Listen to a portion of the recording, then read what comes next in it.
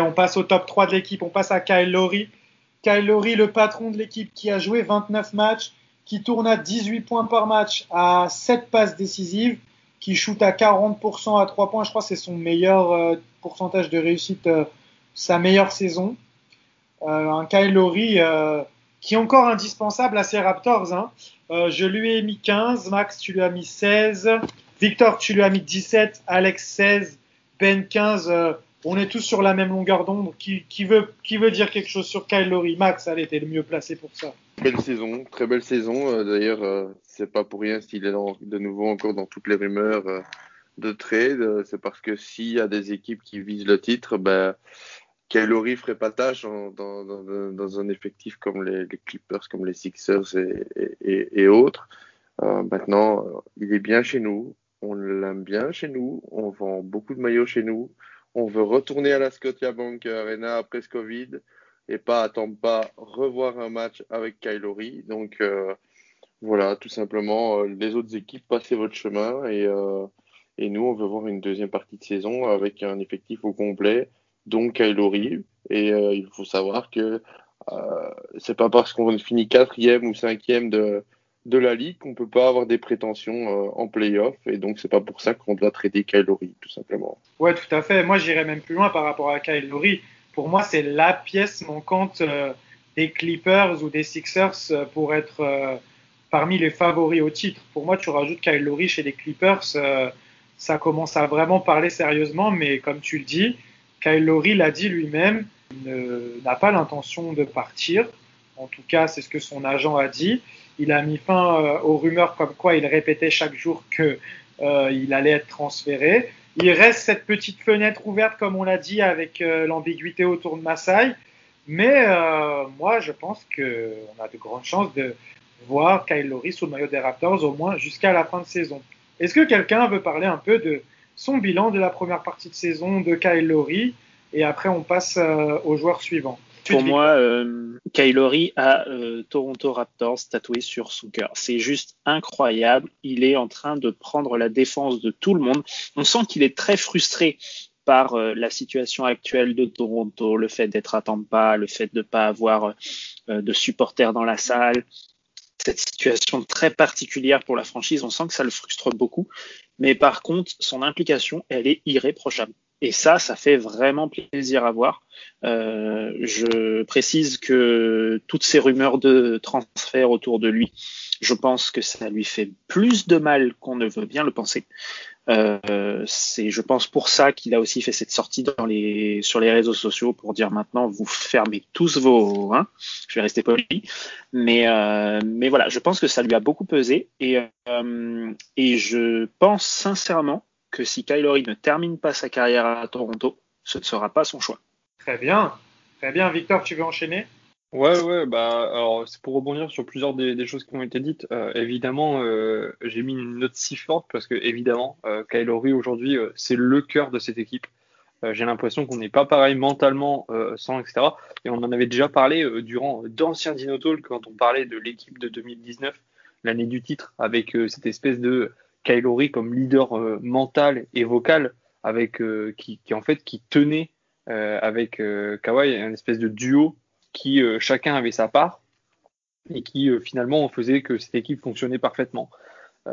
Aujourd'hui, j'espère que voilà, on aura d'autres leaders techniques, si je puis dire, mais voilà, on sent que Kyle Lowry, il sent qu'il y a un effectif qui a été modifié, qui est peut-être pas aussi bon que l'année dernière. C'est pas grave, il continue à se donner. Des fois, il passe à travers son match, mais le fait qu'il ait donné, je sais pas, parfois, on se rend pas. Je pense qu'il y a quelques matchs où des fois, un 3 points, voilà, 1,50 m derrière la ligne extérieure de Kyle Lowry, ça met un coup de fouet, mais terrible, non, à l'équipe ou à l'équipe adverse, finalement. Et tout cet esprit autour de Kyle Lowry, quand on parle de cœur de l'équipe, c'est aussi l'âme. Enfin, je veux dire, pour moi, il représente beaucoup trop pour la franchise. Et Alex l'a très bien dit. Et moi, je pense que je serais beaucoup moins gentil. Il faut que beaucoup ferment leur gueule sur le cas Kyle Lowry. Ils ne sont absolument au courant de rien. Ils ne comprennent rien. Ils parlent des Raptors sans connaître les Raptors. C'est ça qui est terrible. Mais bon, après, c'est la NBA actuelle. Trop d'insiders qui se disent insiders des Raptors et tout. On sait déjà très bien que même les journalistes les plus proches de l'organisation Raptor sont parfois au courant au dernier moment. Alors on va pas me dire que c'est un insider venu de Miami ou alors venu de Los Angeles qui va avoir la primeur de l'information. Il faut arrêter. Même le Woj ou même Shams, ils sont pas au courant. Donc là, c'est un petit coup de gueule un petit peu entre deux, mais Kyle Lowry a finalement concentré toute cette frustration que veulent imposer parfois les médias sur l'équipe des Raptors. C'est que voilà, la bête est blessée, H-fond-là. Bah, c'est exactement ce qu'ils sont en train de faire. La bête est blessée, avec un début de saison compliqué, avec une saison qui a du mal à se stabiliser, à s'équilibrer. Et ben, faisons en sorte que le cas de Kyle Lowry soit mis en avant, ça fasse du mal à tout le monde, en pensant que le leader de l'équipe ait envie de s'en aller. Voilà, je pense que c'est pour ça aussi le petit pic en story Instagram. Je pense que c'est ce qu'il fallait aussi pour faire taire beaucoup de monde. Ouais, je rebondirais juste en disant que Kyle Lowry est parfaitement conscient de l'image qu'il a auprès des autres franchises contenders et candidates au titre cette année. On pense forcément aux Clippers et à Philly. Je pense qu'il est parfaitement conscient du fait que certains insiders et certains spécialistes, et même au sein des franchises concernées, le considèrent comme une pièce qui leur serait très utile dans la course au titre. Et si vraiment il avait envie de partir, jamais il ne se donnerait à ce point pour Toronto. Il n'aurait pas besoin d'aller chercher tous ces passages en force, d'aller se donner à ce point, de donner vocalement, de se donner physiquement. C'est juste un pur plaisir d'avoir un joueur comme Kyle Lowry sous le maillot de Toronto. Vas-y Max, et après je conclurai sur Kyle Lowry. Moi, j'ai juste peur. En fait, là, j'ai l'impression que j'ai quelque chose qui me dérange avec la prolongation de Masai vis-à-vis de Kyle Lowry. En fait, si là, maintenant, on a un trade à la trade deadline de Kyle Lowry, je pense que ça va faire un tollé vis-à-vis des fans des Raptors. Et de toute façon, Masai, à ce moment-là, il s'en fout. S'il est critiqué ou autre, il est plus là l'année prochaine, à ce moment-là, s'il veut. Donc, il y a quelque chose qui me dérange dans cette prolongation de contrat de Masai. Et de justement cette trade deadline qui s'approche, ça aurait été quand même beaucoup plus clair que Masai re-signe, que Kyle Lowry re-signe, finisse la saison et re-signe par la suite. Là, pour le moment, Masai, il est dans une position où s'il y a quelque chose qui se fait, ben, c'est pas grave, il peut s'en aller, c'est pas très grave, il va juste devoir assumer quelques semaines. Et si rien ne se fait, on verra la suite, quoi. On est clairement plongé un peu dans l'incertitude, c'est vrai Max, tu as raison. Après, je pense pas que Masai soit du genre à saboter le bateau et s'en aller. Je pense qu'il va garder quand même sa ligne directrice et que il va vouloir laisser l'équipe entre les mains de Bobby dans de bonnes conditions s'il part. Je pense pas que Masai ce soit ce genre de personne à faire ça. Après, s'il tente un coup avec Lowry, pour moi, de toute façon, si Lowry est transféré, ça sera parce que Lowry l'aura accepté. Je vois pas Masai lui faire un coup dans le dos. Et je rejoins ce que Josh Lewenberg a dit, je crois que c'était aujourd'hui, j'ai vu ça, que je pense que si Kyle Lowry part, ça sera d'un commun accord avec les Raptors et il y aura pas d'ambiguïté derrière. Je vois mal Masai faire un sale coup dans le dos de Kyle Lowry. Des gens vont me dire oui, il l'a fait à DeRozan, mais ça n'avait rien à voir. C'était pour faire passer un step à l'équipe. Ce qu'il a fait à DeRozan, c'était malheureux, mais ça s'était avéré payant.